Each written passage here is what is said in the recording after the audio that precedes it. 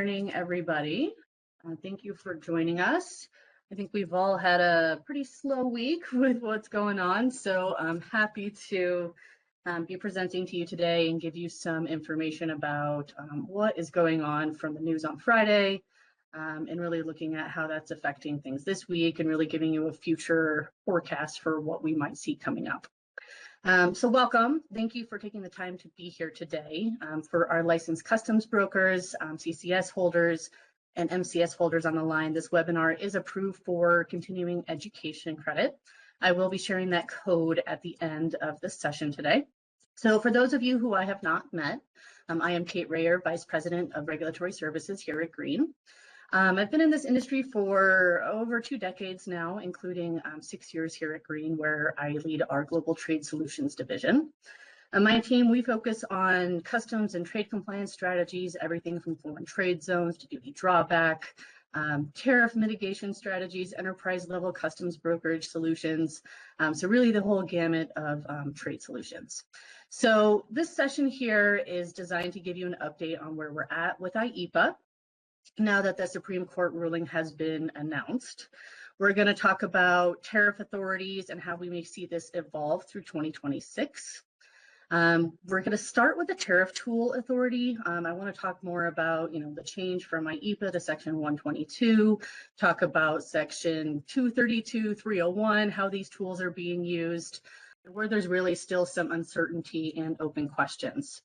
I'm also going to talk through, again, entry timelines, liquidation, what all that means, show you a practical example of how entry timelines work, so you can see, what do I need to be monitoring, what corrections might need to be happening, and how refunds may actually fit within the real world. So finally, what I will close with is what you should be considering doing right now. So from risk, compliance, strategy, given the legal uncertainty right now, what really is the practical things that you should be doing? Now, before we get into all of that, what I am sharing today is for informational purposes only. This is not legal advice. As you all know, trade policy is moving fast. This is a fluid situation. Additional new guidance from the administration or the courts or CBP could change what we're discussing. And please keep in mind that every company's situation is unique. There is no one-size-fits-all answer or strategy to some of this current legal uncertainty. We do recommend working with trade counsel for legal matters as needed during this time.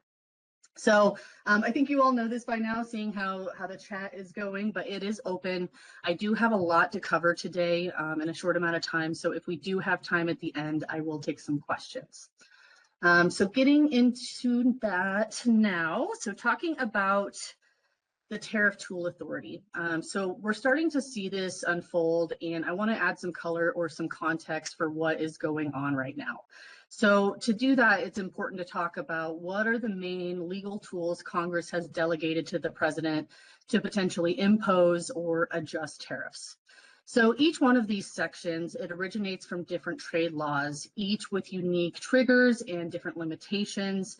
Some are familiar, we've seen them, we've been paying them, while some others you may not have heard of and have never been used to implement tariffs. So Section 232, this is a national security tariff. So it allows the president to impose tariffs when imports threaten national security. This authority requires an investigation by the DOC, and it gives the president broad discretion once a threat is found. Section 232 is again under commerce. There is no duration limit and no tariff rate limit under Section 232. We've seen this one used in more sector or product specific ways. Think your auto tariffs, your steel tariffs, your aluminum tariffs, copper tariffs. Those are some of the more prominent examples. And later on in the presentation, I do want to show you more about what's currently being investigated under Section 232.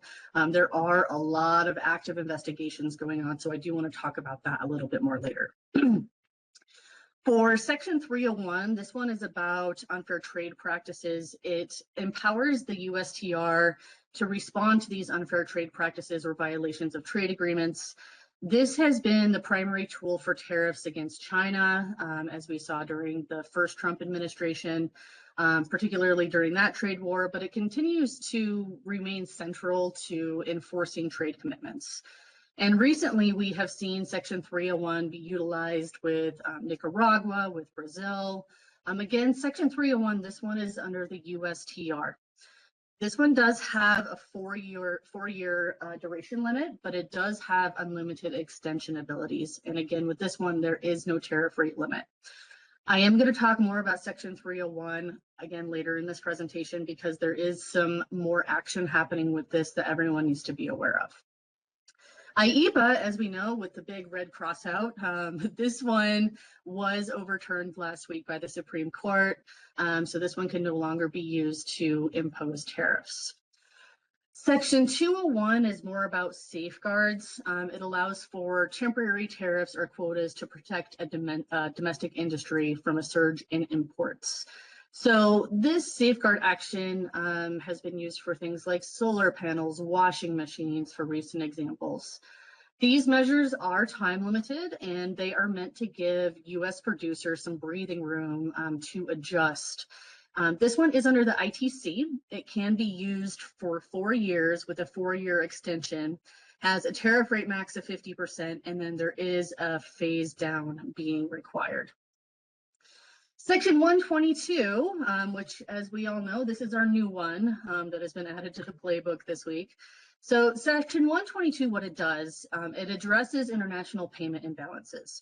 It was written to address serious balance of payment imbalances and problems. So this would be an example of a rapid loss of U.S. foreign exchange reserves. Now, this one has not been used to impose tariffs before this week. It was originally designed to address a narrow economic scenario. It's not under any agency. It does have a time limit of 150 days and does have a tariff rate max of 15%. I am going to talk more about, I think the durability of this one and the legality of this one a little bit later as well. So Section 338, this one is also in the playbook, however, has not been used. This one is about discrimination against U.S. commerce. So it empowers the president to respond when a foreign country or its nationals engage in discriminatory or maybe unreasonable practices that could burden U.S. commerce. Like Section 122, it has never been used to impose tariffs. However, it is a dormant tool that's just, hanging out in the legal toolkit. So the president could use this one to increase duties, impose new duties or restrictions, or take other action as deemed necessary to remove discrimination. Section 338 has no agency as well. It has no limit on the duration and has a max rate of 50%. So taken together, I think this is an important piece of context to understand kind of what's going on right now. The administration has a variety of different levers.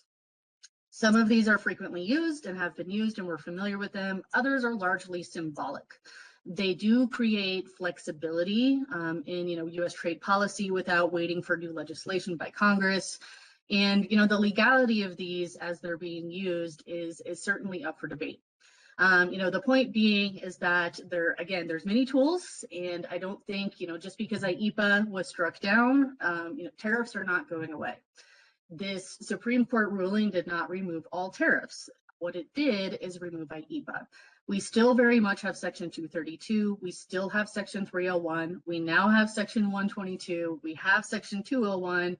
Section 338 is the one that has not been used so far. So just keep that in mind as we keep going through the presentation, is that there's going to be some shifts in how tariffs are implemented, but the reality is tariffs are not going away entirely.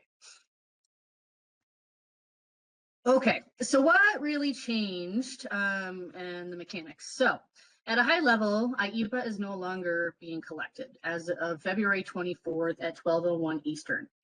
This is a direct result of the Supreme Court decision that was issued on Friday last week. Instead, we now have Section 122 tariffs effective February 24th at 12:01 Eastern. A few important technical points I do want to cover about Section 122. Many of the existing reciprocal tariff exclusions continue. So if you were already covered by an valid exclusion under the prior IEEPA framework, those likely are not automatically wiped out by this change. Canada, Mexico origin goods are exempt from 122 if they are USMCA qualifying and claimed. It's looking like Section 232 metal derivatives are going to have the same treatment under 122 as they did with IEEPA. At this point, one of the biggest question marks and the things that I'm most curious about how this is going to play out is what's going on with all of the different trade deals. We've got EU, Korea, Taiwan, Japan, where previously, you had the 15% capped rate, which was inclusive of the general rate of duty. Well, from what we understand right now and how we're seeing entries work is this is no longer the case. This is now going to be 10% currently on top of the MFN rate. At this time, existing privileged foreign status FTZ admissions, so this would be for FTZ admissions completed while IEEPA was active.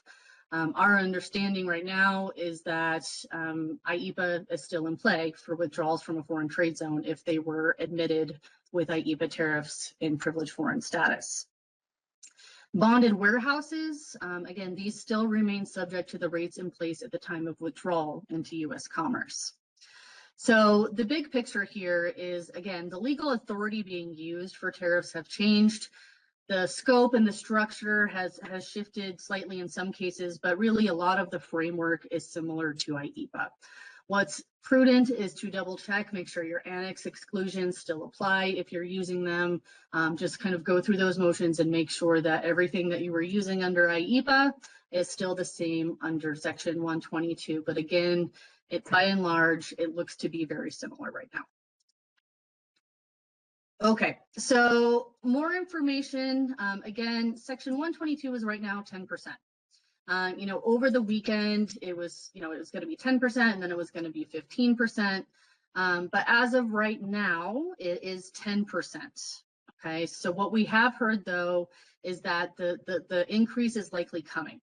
No timeline has been provided at this time for the potential increase. However, just yesterday, the USTR, they said in the coming days, it might be raised to 15% where appropriate.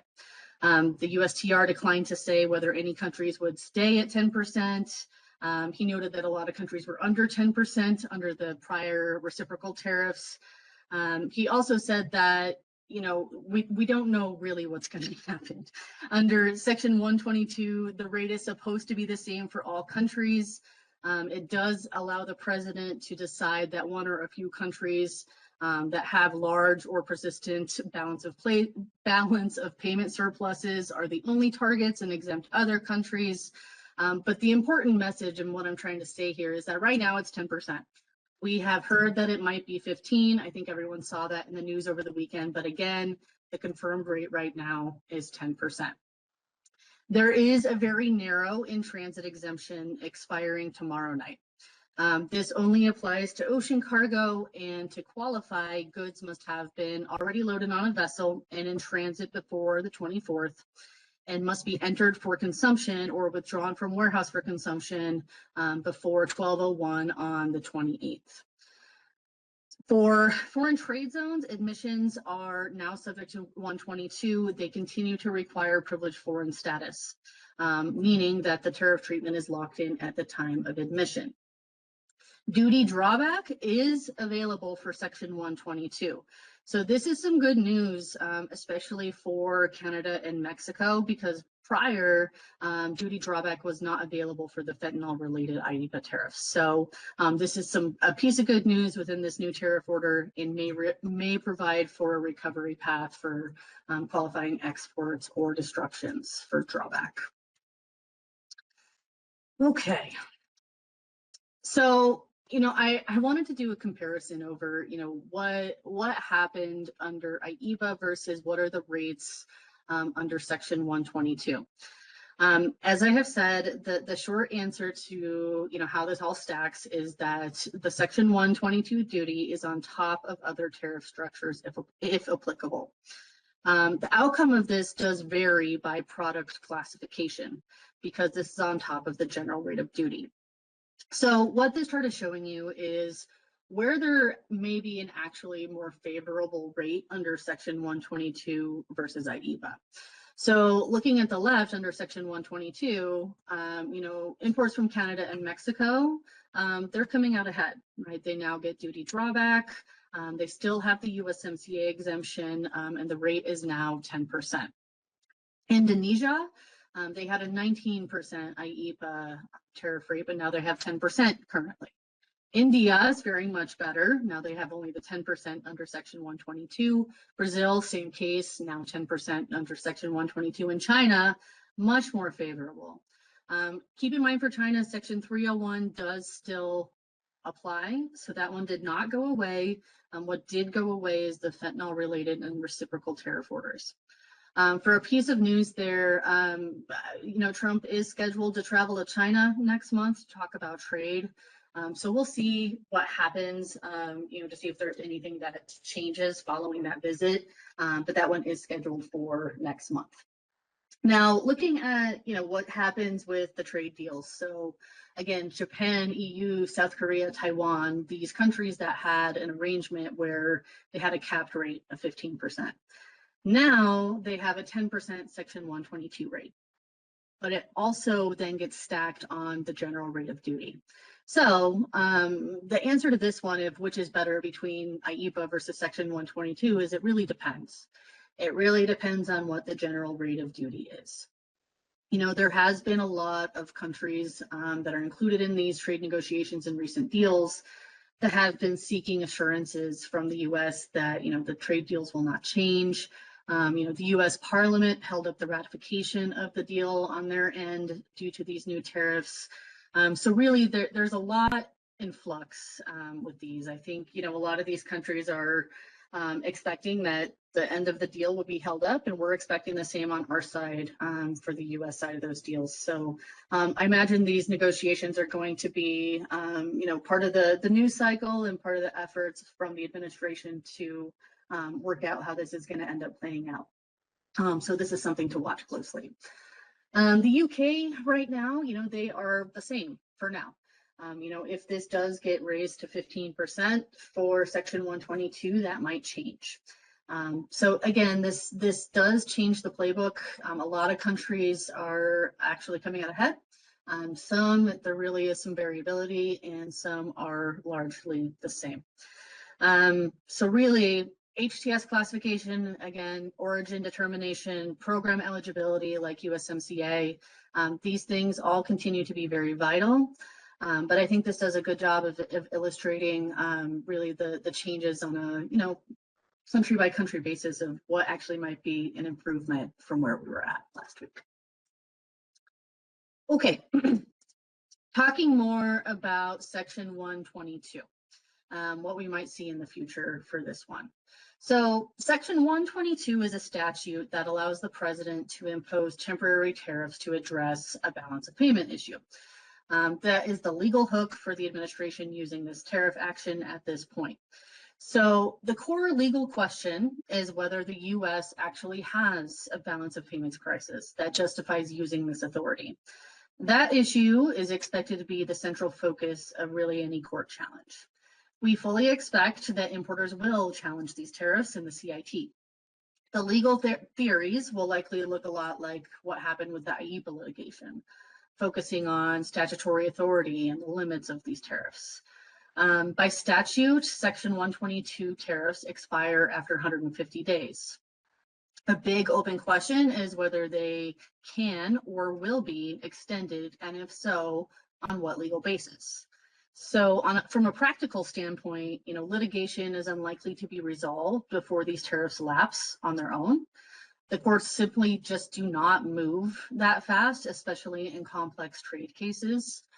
An injunction is theoretically possible, but in reality, it's unlikely because these tariffs are temporary. They're set at 10%. It does make it harder to show the same kind of harm that courts usually require for emergency relief. So that said, if challengers ultimately win, there may be a path to refunds. The bottom line is that the lawsuits are coming, right? Section 122 will probably run most of its course. before the courts reach a final decision. Okay. Since we now have this 150-day tariff, I wanted to share some of the commentary going around and what the potential strategy may be during this gap. The U.S. is signaling that it wants trading partners back to the table to preserve existing trade deals. The president has warned foreign partners not to undercut those deals, suggesting that if they do, that the U.S. tariff levels could end up higher than what was just negotiated. The message is, don't try and game the system. The administration has also indicated that Section 301 investigations can be completed within 5 months, which is 150 days. Target tariff levels are already being discussed, including, the 19% rate for Malaysia, Bangladesh, Indonesia, Cambodia, 18% for India, other country-specific rates that are under consideration that were previously established under IEEPA. So what this signals is Section 301 is very much back in play as the longer-term tool. The thought process is that the administration will use 301 to look to formalize and codify agreed-to rates. However, the outcome of these 301 investigations and the future rates, they're really unknown until we reach that phase. Some trading partners, they are raising concerns about higher tariff rates under their existing deals if Section 122 remains in place and continues to potentially be increased to 15. Again, the EU, South Korea, Japan, in particular, see this as, moving away from the spirit of the negotiated agreements. There's also a real risk that if the 15% rate is implemented, again, it being additive to the general rate of duty, that in turn, that we may see our partners start to respond with retaliatory tariffs on their side, new non-tariff barriers, things like that. So Jamison Greer with the USTR has said, during this 5-month Section 122 window, the U.S. will launch new investigations. Again, the stated goal here is to transition to new Section 301, new Section 232 tariffs by summer to keep the administration's tariff program moving forward in a more durable legal framework. So our Treasury Secretary has been clear that Section 301 and Section 232 tariffs have, they've survived past legal challenges. This is the likely outcome, is that we're going to see pivots back to more Section 232 and 301 while Section 122 runs through this course. So again, the policy objective is to restore tariff revenue levels that were previously generated by reciprocal tariffs and 232 tariffs and 301. Our USTR General Counsel is saying that they're approaching our partners to restart, reinforce deals, and that partners are expected to honor their side of the commitments. His warning was blunt in that you can't collect a tariff just because another country agreed to a tariff. In other words, the point being is that the legal and negotiated frameworks are still very much in play. They still matter. However, there's some new things being added to the mix here that do require working through. So the bottom line here is, while we're working through the Section 122 bridge, we're going to see more of these tools come back into play as main enforcement tools. So the policy direction, it's clear, tariffs do remain a core strategy. The legal vehicles are shifting around. Trade deals are back. They are still back in active negotiation, and there's still pressure on these to stay in play. Okay, so more about Section 301, since it hasn't been really central focus over the past year as much as IEEPA and 232, I do want to spend a little bit of time on it. So on February 20th, same day as the Supreme Court announcement, USTR released a statement announcing that these 301 investigations will be initiated. The statement said that these will be initiated to cover most major trading partners. So this is a clear indication, again, that the administration is shifting back to 301 to be the longer term enforcement tool. The focus areas for 301 are broad and strategic. So they include industrial excess capacity, forced labor topics, pharma, discrimination against US tech and digital service taxes, ocean pollution, seafood, rice, other products. Investigations at this point, they will be accelerated. The administration has said these will be fast-tracked. Typically, these do take some time. Typically, it's between 6 to 12 months. However, with these fast-track situations where we're building on existing investigations, we're expecting these to take from under 5 months to make sure that we do have a pathway after the Section 122 time has run its course.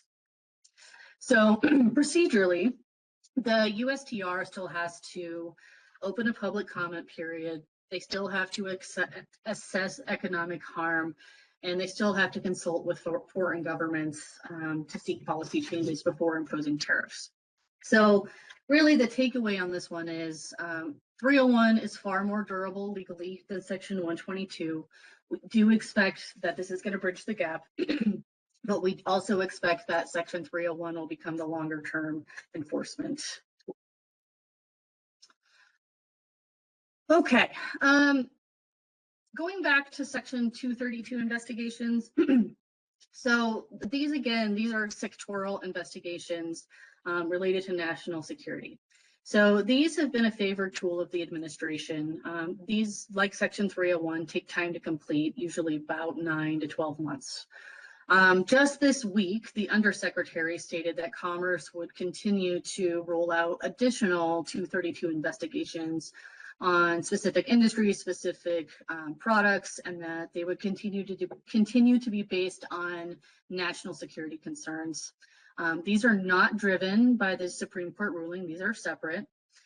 So during the Section 232 investigation, the DOC, BIS, they gather data, they solicit public comments, they assess supply chain risks. If they find during this investigation that imports of these products threaten national security, the president then can respond with tariffs or other actions and restrictions. So I think a lot of people are familiar with 232 because of the tariffs on steel, aluminum, copper, autos, things like that. There are still other commodities in the investigation phase that are nearing the conclusion of these investigations. So pharma is one. We had pharma be announced late last year, but then we didn't see any actual implementation of these. So we're still pending the scope, we're still pending the rates. The Federal Register notice was issued, but we haven't really seen what's going to happen with this one yet, so more to come. Processed critical minerals and derivative products, commercial aircraft and jet engines. These are in the investigation stage. These are strategically important sectors with national security, industrial base implications, So this one's one to watch closely. Polysilicon in derivatives, unmanned aircraft systems and parts, wind turbines, robotics and industrial machinery, PPE, medical consumables, medical equipment, including devices. All of these are currently in motion.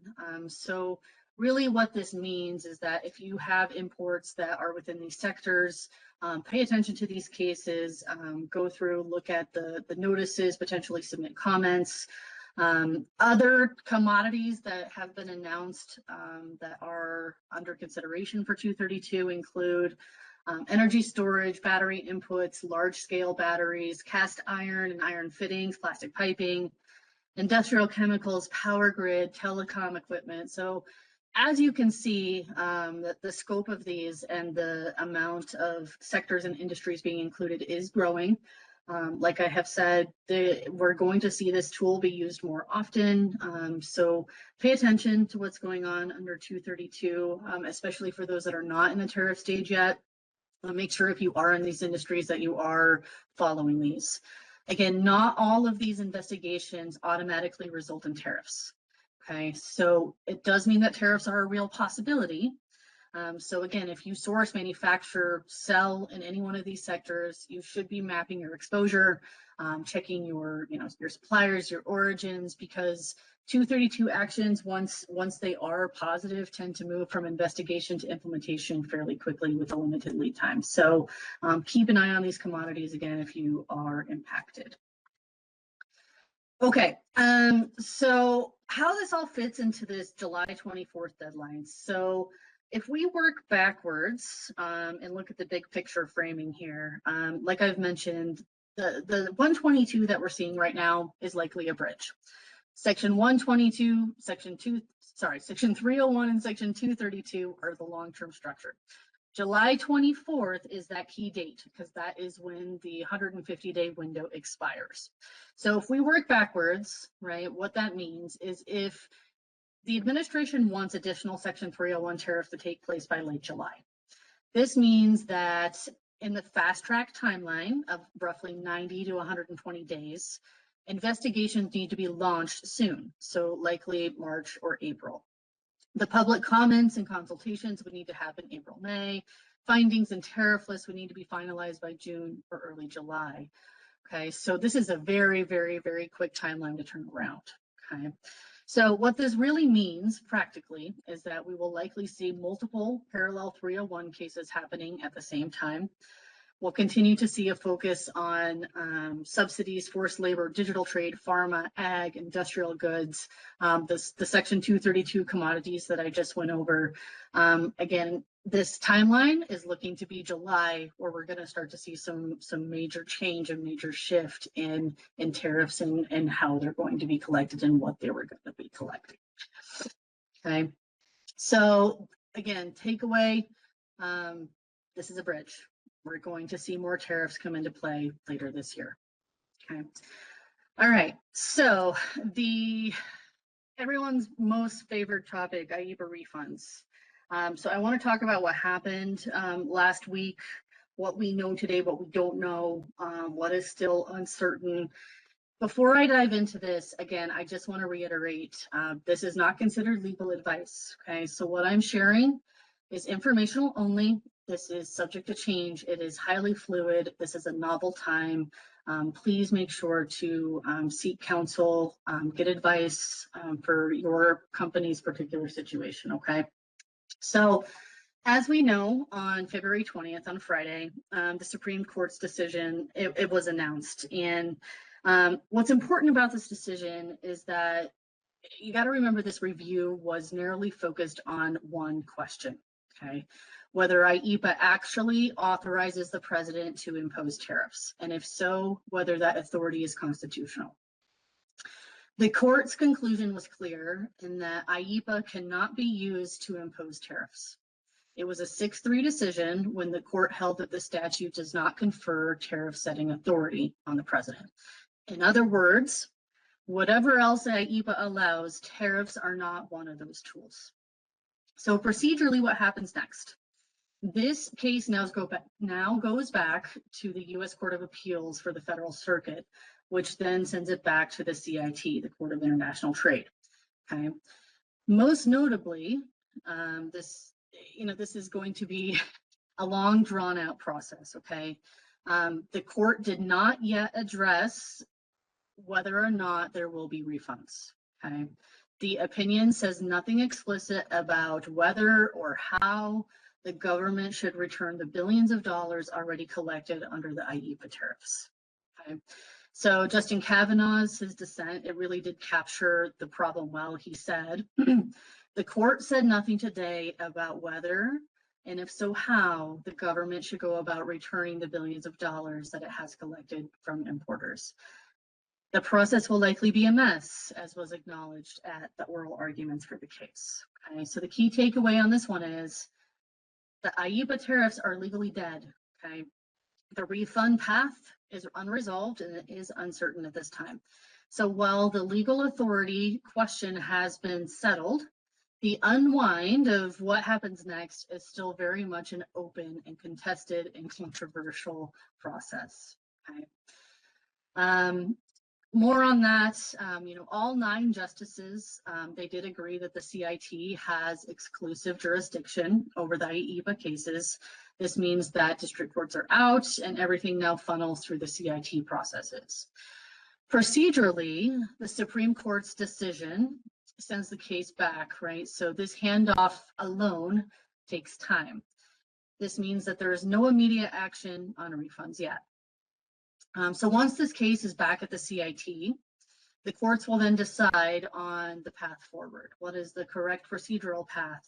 Are there going to be refunds? If so, what that path looks like.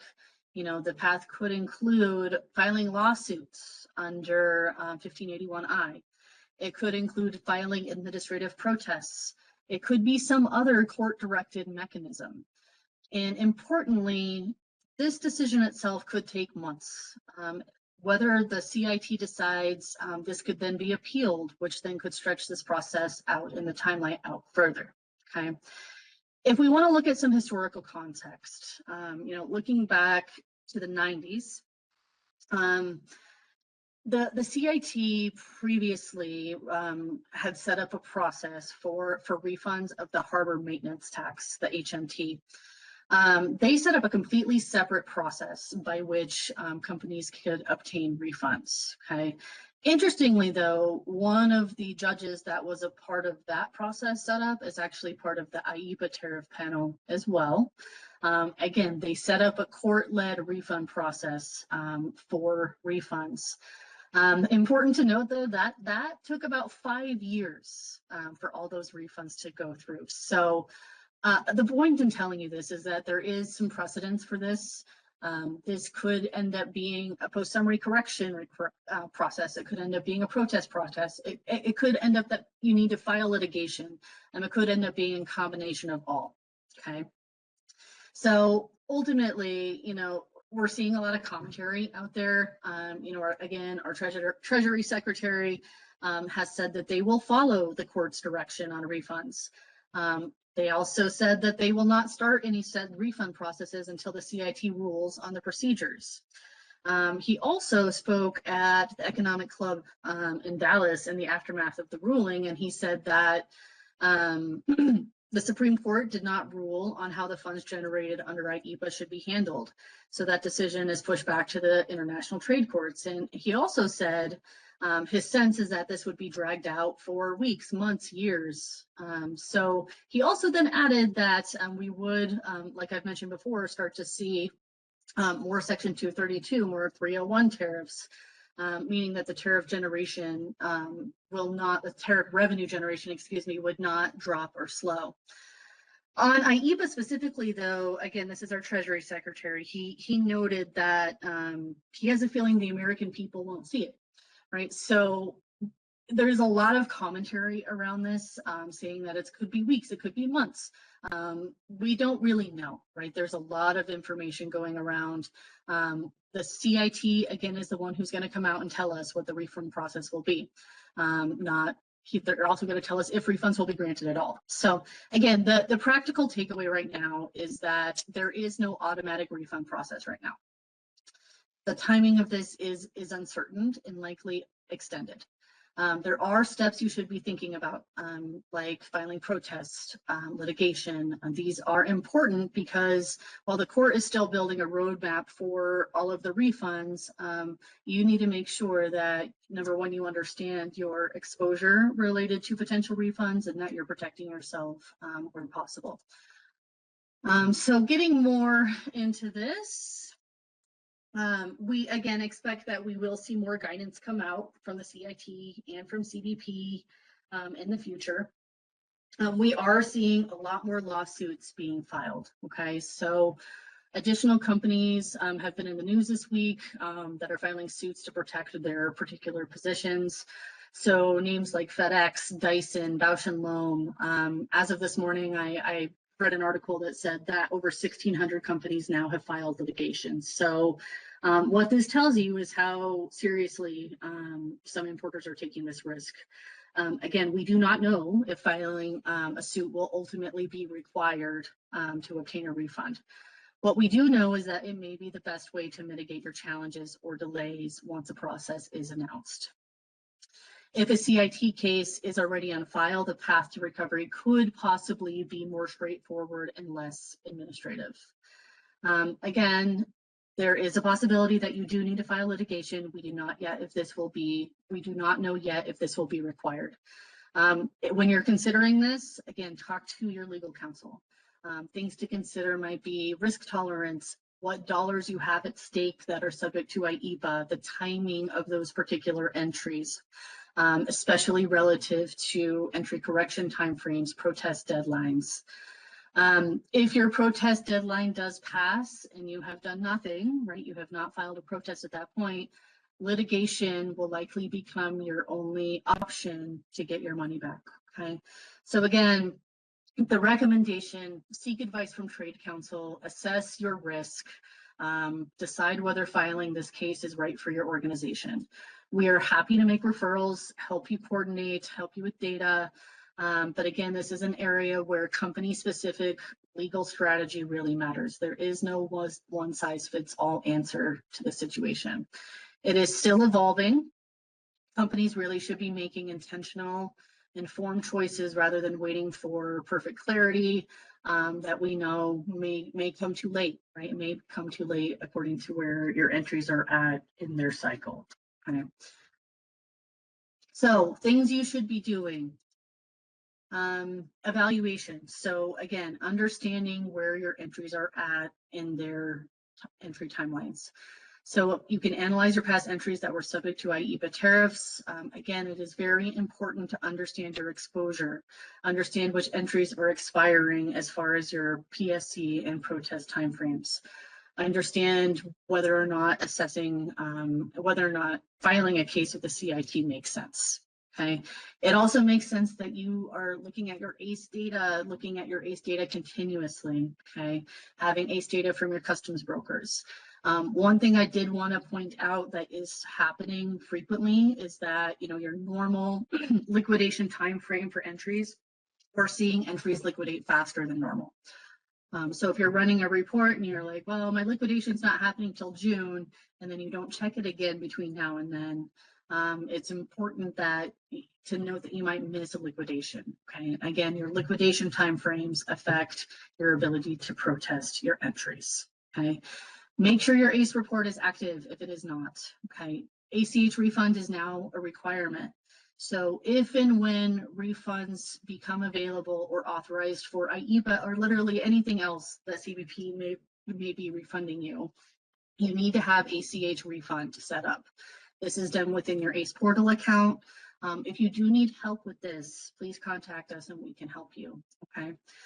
So things, again, you should be looking at your entry summary reports, your liquidation reports. I did put these report numbers on this presentation for you. I do see the question keep popping up in the chat. Yes, we will be sharing the deck with you after the presentation. So these report numbers are in here for you. So again, entry summary reports, liquidation reports, these are good ways to monitor all of your entries under any customs broker. Okay. Record keeping, also exceptionally important.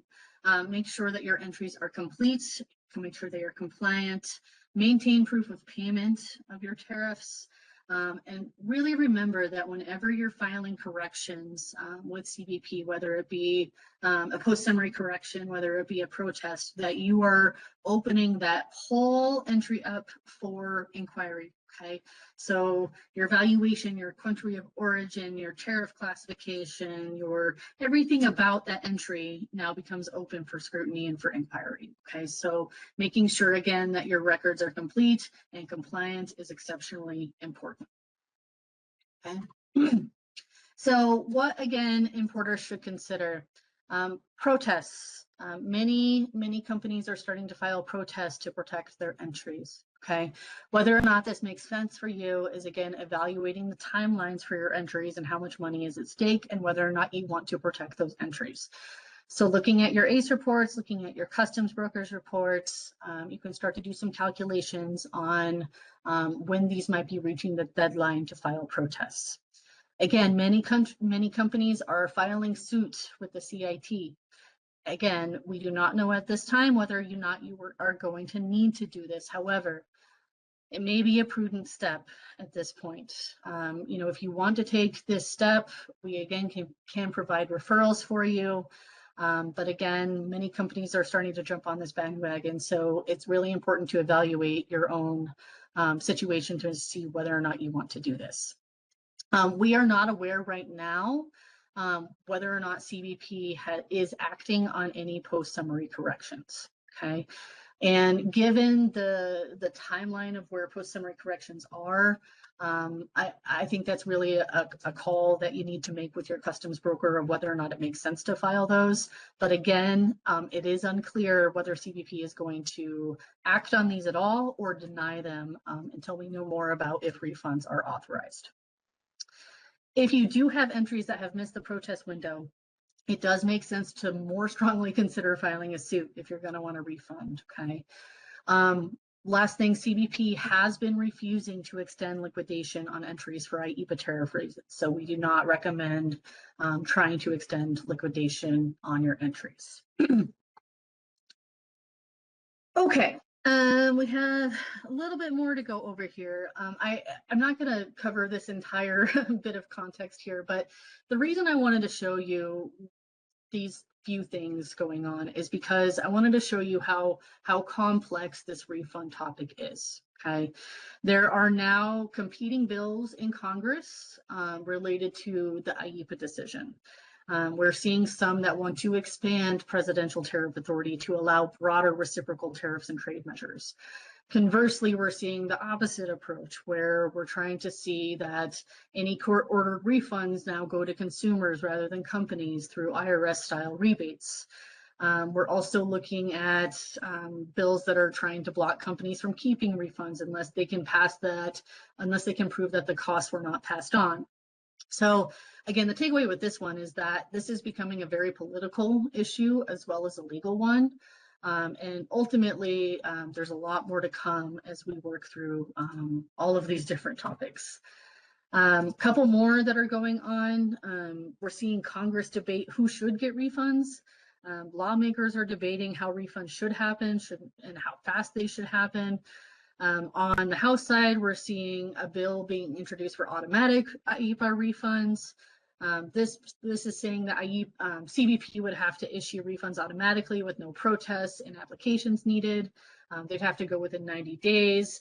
The goal would be with this bill to eliminate individual filings, level the playing field, especially for small and mid-sized businesses. On the Senate side, we're seeing a bill pushed to force refunds within 180 days of tariffs plus interest, even for already liquidated entries without filing suit. This is based on the argument that the current system is favoring large importers who can afford lawyers and consultants, where maybe small businesses might be left behind. So really the point is that there's a lot of action going on about these refunds in particular. So there's not right now, again, a automatic refund process. Okay, there's a lot of noise happening politically and legally. So again, it's a company decision. Evaluate your risk. See if you think filing a CIT case makes sense for you. Again, if you need referrals to work through the situation for your particular business, just let us know. Okay, I've covered these a few times. There's a few slides left here just to talk about what all this means, because liquidation is becoming a central point to a lot of how this is calculating as far as deadlines and PSCs and things like that. So I wanted to cover this one more time. So ultimately, I want to start with the entry date. This is also called the time of entry. Okay, this is the date when the entry summary is filed in proper form with duties estimated and attached. This can never be before the actual import date. On your 7501, you see it notated there in box 7. This date should also be on your broker reports that you're getting and will be on your ACE report. Okay, liquidation, what this means is this is the final computation of duties owed on an entry. Okay, think of it as CBP's final stamp of approval on the duty amount for that particular entry. How it works in practice is liquidations, they're processed weekly. Entry summaries are liquidated every Friday. Once ACE liquidates an entry, the liquidation date is then automatically set to next Friday. So if entries are processed before Wednesday in a particular week, they will likely appear on the same week's Friday posting. If they process later, they'll roll into the following Friday. Formal notices of liquidation are posted on CBP's website. They do remain visible for over a year.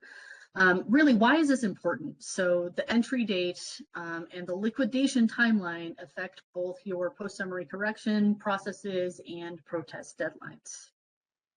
Okay. So the general way to correct an entry, again, we do not know if this is going to be the way we correct IEEPA entries if we do it all, okay? But I just want to really explain what these two things do. So the general entry correction mechanism for filing a correction on an entry before liquidation is a post-summary correction, okay? What that is it's essentially a replacement of an entry summary before liquidation has happened. It can be used to correct an entry for most issues. The key requirements being that entry must be in accepted status, not under CBP review. The duties must already be paid, and the entry, again, must not be liquidated. The timing of these is that PSCs can be submitted generally within 300 days from the entry date, but no later than 15 days before liquidation, whichever comes first. Okay. These are generally a more proactive correction tool. They allow the trade to fix errors before CBP finalizes the entry. Okay. Protests, on the contrast, are more formal legal mechanisms for challenging CBP decisions. Common reasons for protest would include things like clerical errors, mistakes of fact, inadvertence in CBP's decisions. Generally, you have 180 days, so 6 months from liquidation to file a protest. Okay.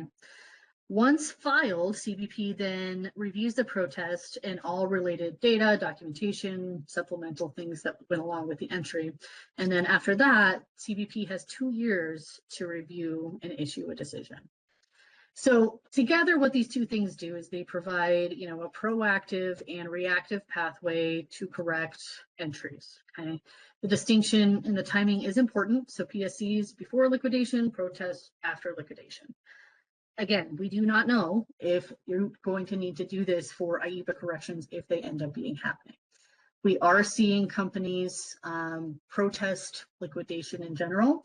We are seeing protests being filed closer to that deadline to ensure entries are being protected. So again, it's very important that you're assessing your entries, assessing where they're at in the timeline to make sure that you're taking the proactive steps and not missing deadlines. Okay, this is just a quick example of an entry timeline. So this is an example of an entry filed on January 10th of this year. In this situation, the entry summary date would be January 27th. The estimated last day to file a PSC would be in November. The estimated liquidation date would be in November, and then the last day to file a protest would be in May. Again, like I said earlier in the presentation, we have seen that CBP has been accelerating liquidation at some times. If you have, say, CF28s or 29s on your entries, or you filed a PSC on an entry, you may see those liquidation dates vary. This is why it's important to not just look at it once and then just assume it's going to stay the same when assessing your liquidation timeframes, because these, again, might shift around depending on the situation and what CBP is doing. Your ACE reports will show this information, okay? You can estimate the information based on your entry dates, but again, keeping a close touch on this is really something you should do to make sure it's monitored and that you're not missing deadlines. Okay, we have been through quite a bit today. Just to wrap up here, trade policy, it's changing very fast as we're seeing. The legal, the political landscape, it's still unsettled. Section 122 is our temporary bridge. We're going to see more trade actions shape the longer term structure. IEEPA is still unsettled as far as what is going to happen next. Refunds are not settled. We do not know yet. Congress, again, is there's a lot of pending bills. There's a lot of things still yet to come. What you do need to be doing now is protecting yourself. Again, consider filing litigation if it makes sense. Consider filing protests if it makes sense. Work with your brokers, work with your counsel. Just make sure that you're keeping an eye on your risk, okay? We know this can be frustrating and we know that this can be time consuming. It is particularly challenging for businesses with limited cash flows who really want those refunds back. The practical takeaway, again, watch your deadlines, protect your rights. Don't assume there's going to be an automatic fix. Protests, careful entry management, litigation, all these things really do matter. We are watching out for you. We're watching out for developments from the courts, CBP, USTR, and Congress. We are keeping everybody updated as this continues to evolve. Again, though, very fluid situation. So just keep that in mind, is to keep watching for news and updates. There is a code on the screen for those folks who are CCS, MCS, LCBs. This code gets entered into the NEI for NCB FAA. For those of you who are going to ICPA next week, I will see you there. If you would like to reach out on LinkedIn or email and arrange some time to meet up in person, happy to do that. Again, we will be sending out this presentation for all attendees. Thank you for spending the time to be here with us today. I apologize I did not get to take any questions just due to the limited time at the end here, but I will take a look through them and answer them as possible, okay? With that, have a great rest of your day. Thank you again for being here. Appreciate it.